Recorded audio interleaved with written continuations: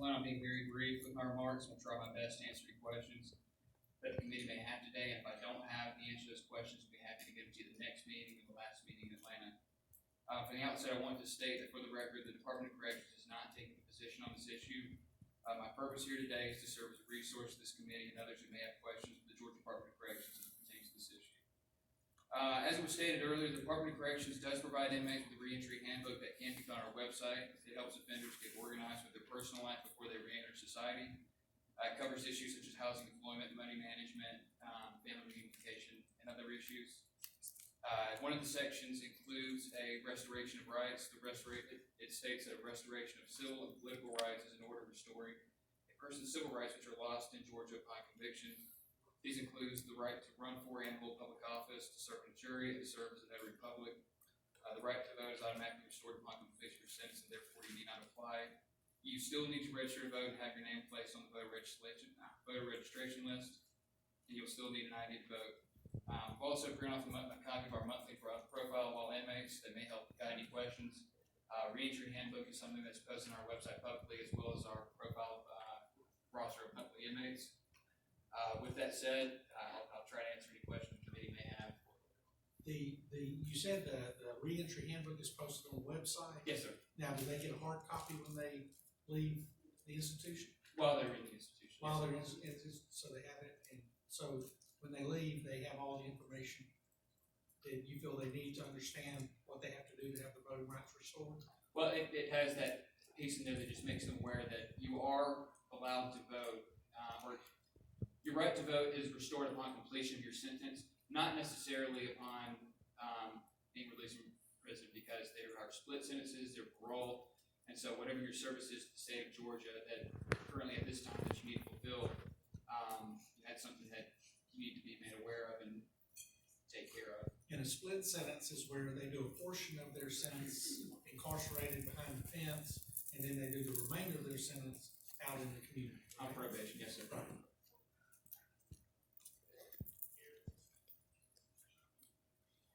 Do you feel the institution does an adequate enough job in terms of providing information so that the inmates are, informed as to the process?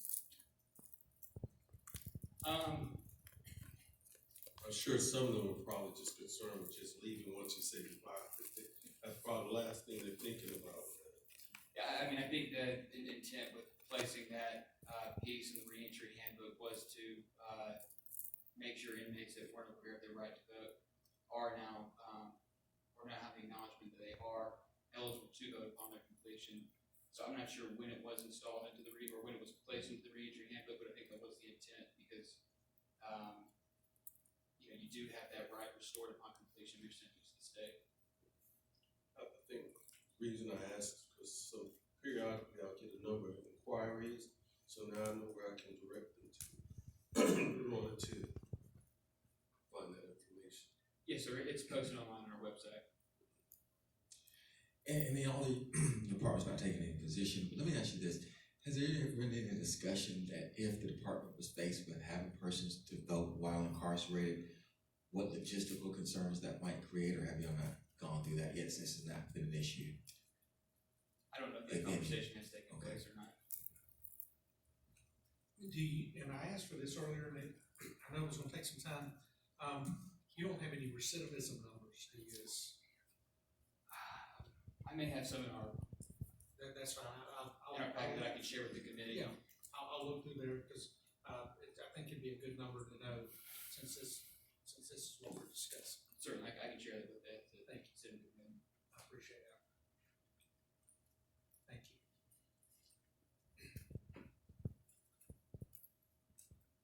Okay, now the remainder of our time is going to be dedicated to public comment.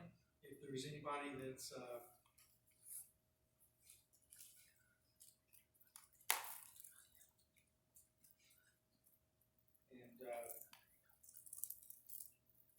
I'm going to mispronounce some names.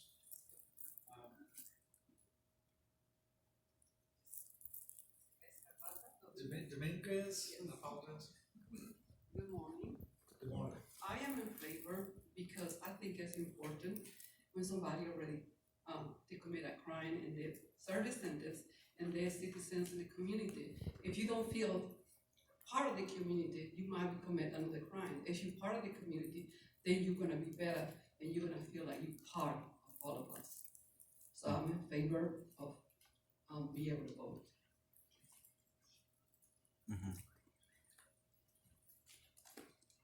Alton Russell.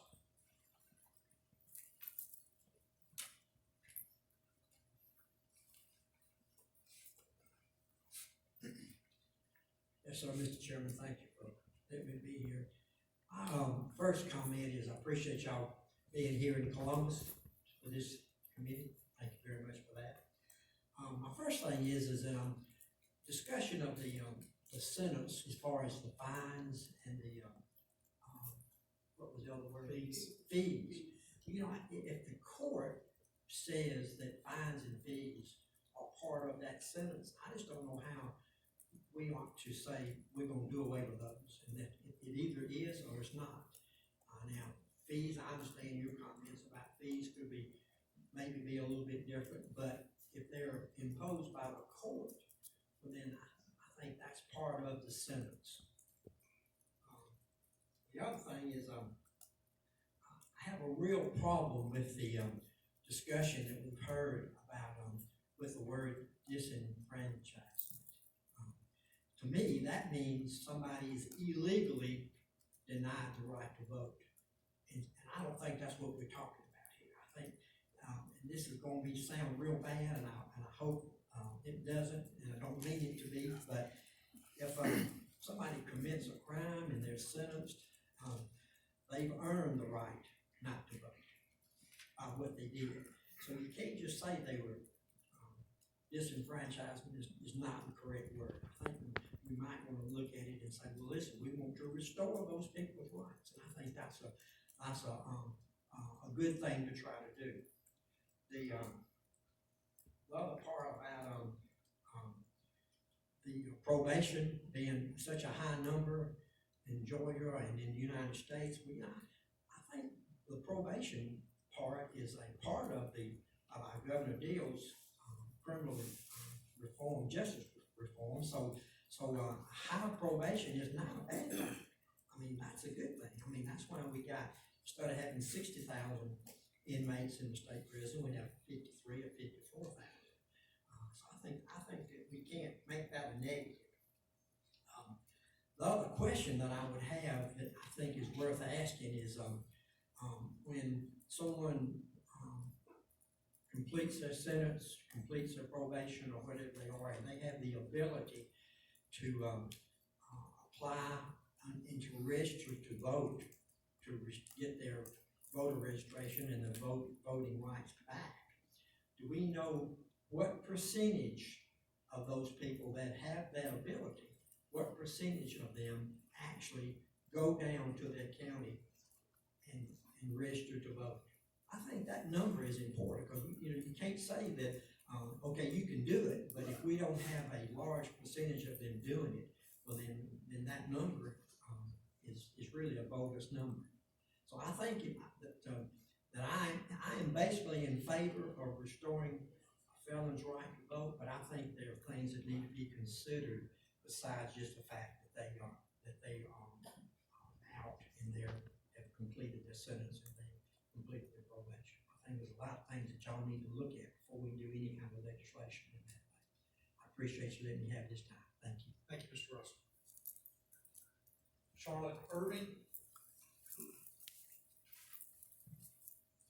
Hi, my name is Charlotte Irving, and my views on this is there are people that have been incarcerated for different numbers of acts that they've done, and just like in some of the other cities and states that have legalized marijuana, as we all know, what happens, I have a question, is what happens when that turns around and it's legal here?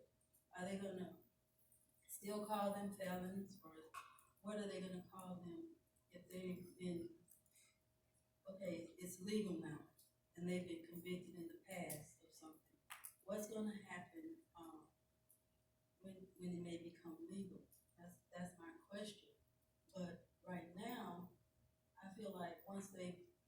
been, cleared, they shouldn't really have a name attached to it. We've all been given second chances. We've done wrong. Everybody's done wrong. We've all been accused of sin or whatever we've done wrong. We may not have been caught or whatever to, serve a sentence or any of that, but I think they should be given a second chance, a different name to what they're called, a part of society, being welcomed back into society, not being still called a criminal, felony, or whatever, but another name, to make them feel a part of the community. Thank you. Well, hopefully one day this process will be able to call them citizens. There you go. That's what I'm talking about. Thank you. Thank you, Ms. Irving. Mm-hmm. Laura Walker. Hello, everyone. I'm Laura Walker. I'm just here as a private citizen. A little bit of background. I'm a Rhode Islander, but I've lived here in Georgia for 23 out of the last 27 years. I came here through the military. I married my private first class when I was 21 and have since lived in New York, Kentucky, Hawaii, California, Alabama, Georgia, Washington State, and Texas, and now back here in Georgia. So I also have a niece who has been in prison twice on felony charges. This is in Rhode Island, and so I have a bit of experience there with helping her to reintegrate. So I'm looking at this through two lenses. One is criminal justice reform, the other is voter rights support. When people commit felonies, I'm going to use my niece as an example. She was very young, and I would wonder, and I'm curious about, and let me just thank those groups here that have the data and the research and the statistics, because I do not. So I'm speaking in a very general way. But I'd be curious to see how many of the felons that we have in prison now, what their ages are.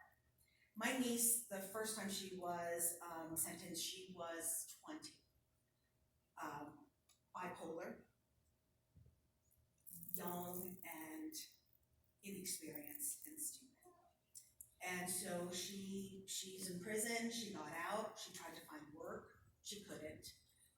She did not have enough experience in her life to have a skill set that was really in demand. And combine that with having entities that don't want to, or by their own, rules and regulations don't employ felons, you have someone who is not able to make any money. If there are fees involved, that she had to pay, how does one pay those?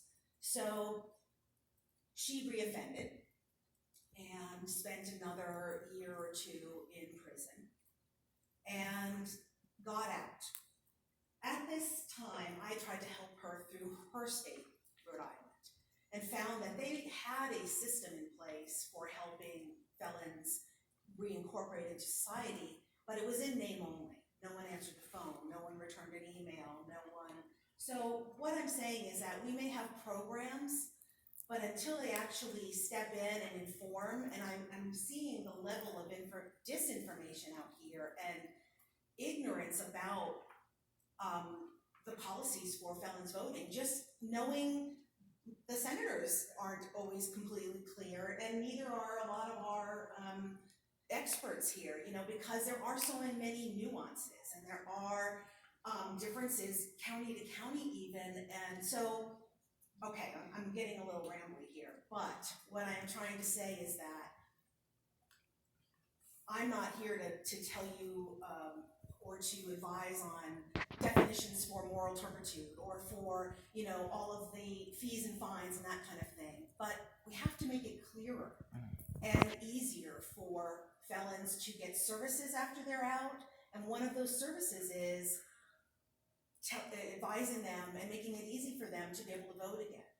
Because if they are already disenfranchised by not being able to find employment, by being barred from public housing, and which is also a part of it, and then you can't vote, well, why are they gonna wanna be a productive citizen again. You know, they would want to, but how is that gonna happen?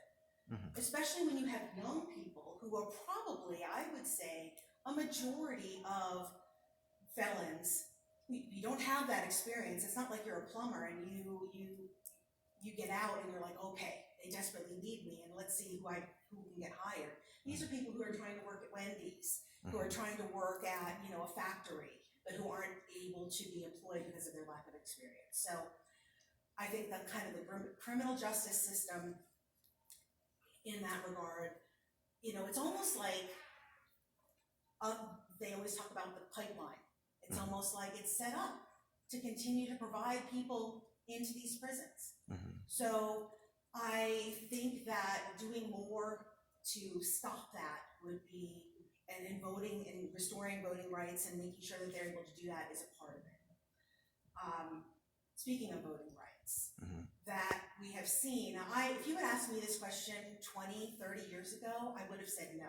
Felons should not be allowed to vote. Much like Mr. Russell, I would have said, you know, you've earned the right not to vote. But I've seen in all those places that I've lived, in all the jobs that I've had with different nonprofits, I have seen too many examples of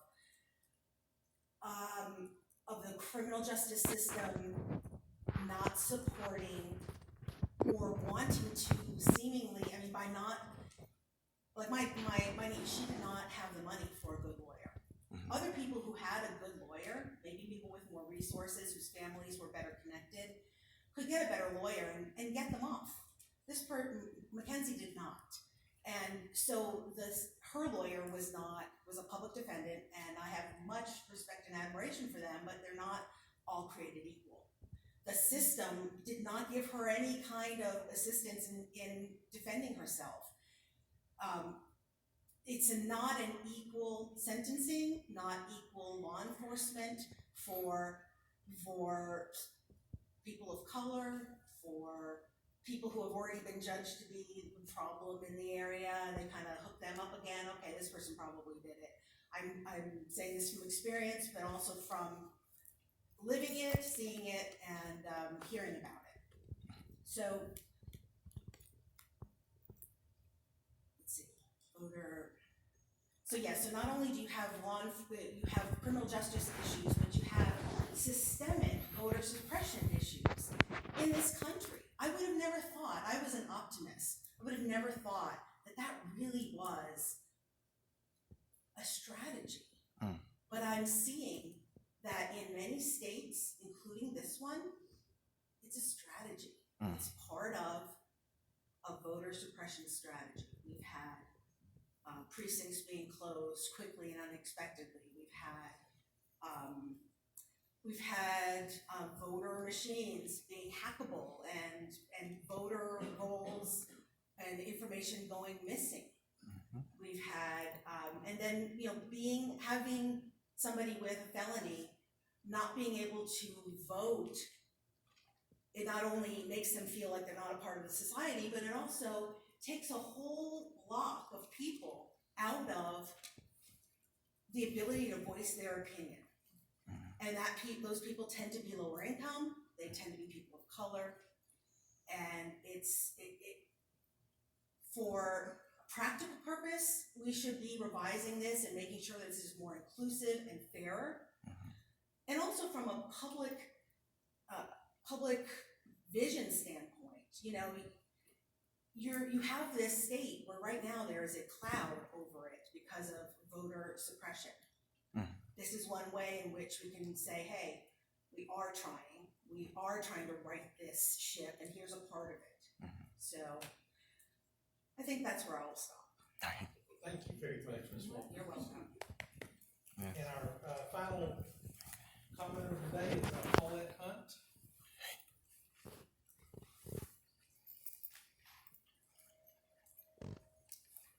Good morning, Mr. Chairman, and to the member of the Senate. Ms. Hunt, you're going to get a little You don't closer have to to the get mic.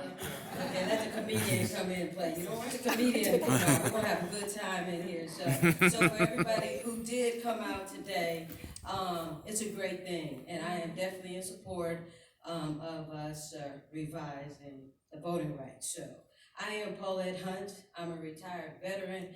and it has been a pleasure and my privilege to serve my country. So, as I sat back there like a student taking copious notes, there's a few things that I would really like to address. So, can you hear me? Yes, ma'am. All right, like an AT&T commercial, can you hear me now? Okay, here we go. We have over 350 million people in the United States of America. 58% of those people who are incarcerated look just like I do. Brown skin, black skin, boys and girls.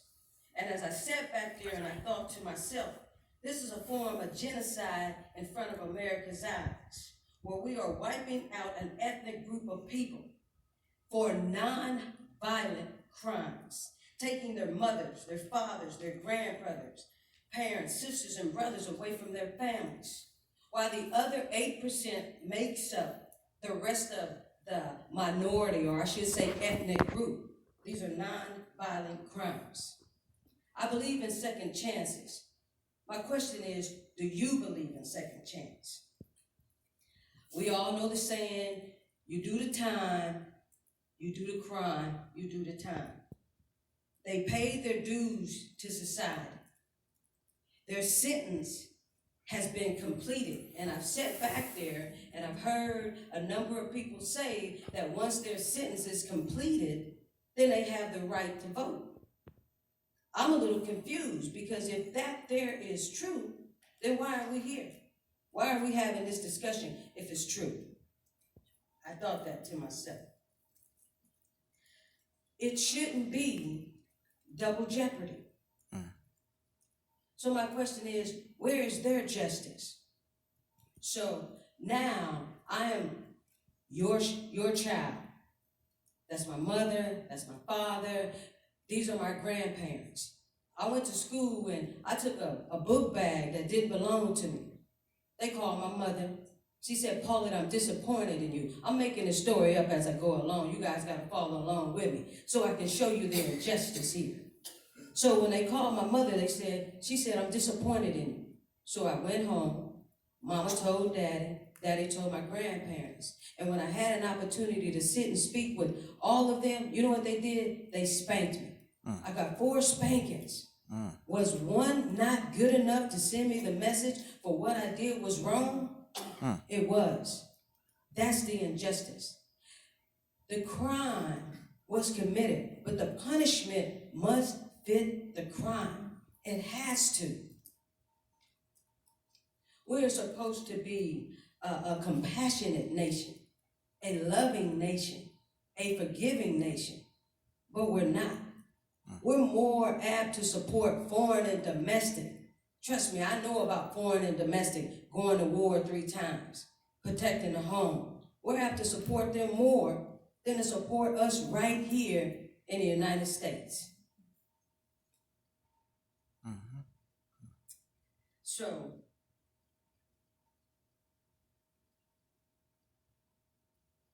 we have a responsibility to make a change when an opportunity presents itself.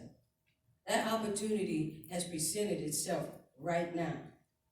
There should be no more men and women's suffrage. Truth of the matter, we know the women know more about that women's suffrage probably than the men, but they're experiencing it now. They shouldn't have to continue to suffer for something that they did wrong. When they pay their dues to society, we should no longer be in a position where we should be able to deny them of their rights. Let me take my paintbrush and apply some different colors to the canvas real quick. We're all aware of the college scandal. Miss Huffman, a young lady with wealth and connections, you know what? She made a mistake. And now she is going to be considered a felon. Does that mean she will not be able to have her voice heard anymore through a vote? Is that justice? For the rest of her life, 2020 election, 2024, 2028. You know, the crime, the punishment has to fit the crime. And I don't think that's right. So, the injustice, to some degree, when you put it in different shades, some people will be a little bit more sympathetic towards certain things. But if you take a young man who sold drugs and you put his picture up there and you say, well, you know, we're talking about this class of people. Some people may not be sympathetic, but we are all God's people, and everybody deserves a second chance.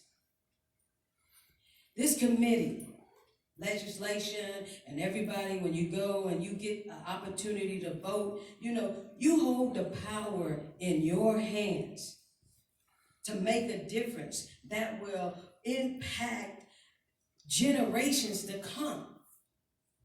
If I could do that, it'd be simple. But you guys hold that power to make an impact on generations to come. To leave your mark and give them back their dignity and allowing them to make a huge contribution to this great USA by exercising their right to vote. We shouldn't have that power to just take it away. It's another word that I heard back there. It's called recidivism. We haven't asked ourselves the important question, why? Why do these individuals keep going back to prison? I'm going to tell you why. Because the programs we have set in place, they look good on paper. But in reality, they do not work. Prison, probation, it's a money-making scheme. The more people I can incarcerate, take away from their families, it deprives these young men and women who are growing up the opportunity to get mentored by those who they're supposed to be. We all make mistakes. And the difference between some of those felons, between the people sitting in this room right now, the big difference is they didn't get caught. It is our responsibility to make a difference. Recidivism. The question is, the programs, they're not working. And even though we say we're doing certain things, it is sad. It is really, really sad.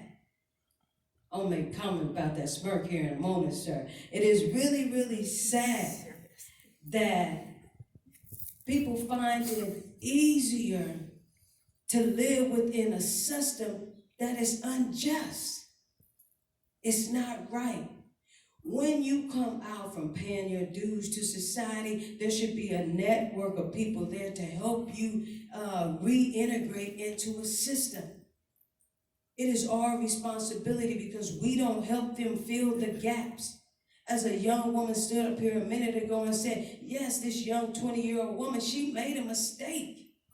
She didn't have the mental capacity or whatever it was, or the lack of guidance. She made that mistake. It is our responsibility to help our brothers and sisters so that our prisons are not filled of young 20 and 30-year-olds who just didn't have an opportunity.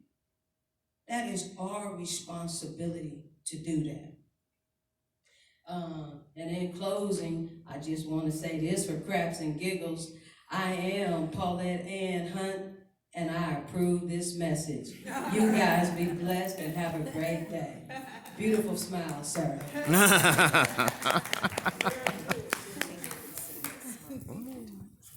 I did smile when she started preaching.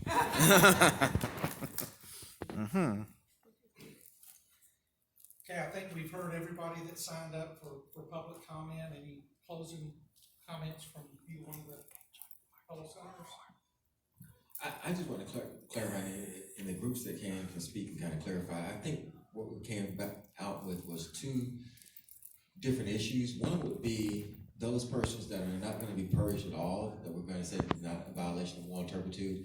And then the other would be that they might be purged with a question about the fines and the fees, because there's going to be one group that they're not going to lose their right to vote at all. That would be your nonviolent offenders, and of course it depends on what's considered to be moral turpitude on that issue. But then the other group, they might be quote unquote purged, but we still have the fines and fee issue. And it seemed like we kind of put them together, so I just wanted to make sure that I was on the same page, that we were actually separating those out. That's where I was seeing it's kind of like two separate issues there. I think it's a good first step when it comes to trying to restore people's ability to participate in our process in terms of choosing leaders. I didn't realize how important that is until when I retired from the Air Force, and I had more time while I was back in the country to really pay attention to the process of voting and choosing people, and it reinvigorated my passion for participating in that process. A lot of times we take it for granted, but we don't realize how important it is when you go out to vote because you have a say in the matter. I know a number of people will come to me sometimes complaining about this, complaining about that. First thing I do is I ask them, do you have your American Express card? They said, what is that? I said,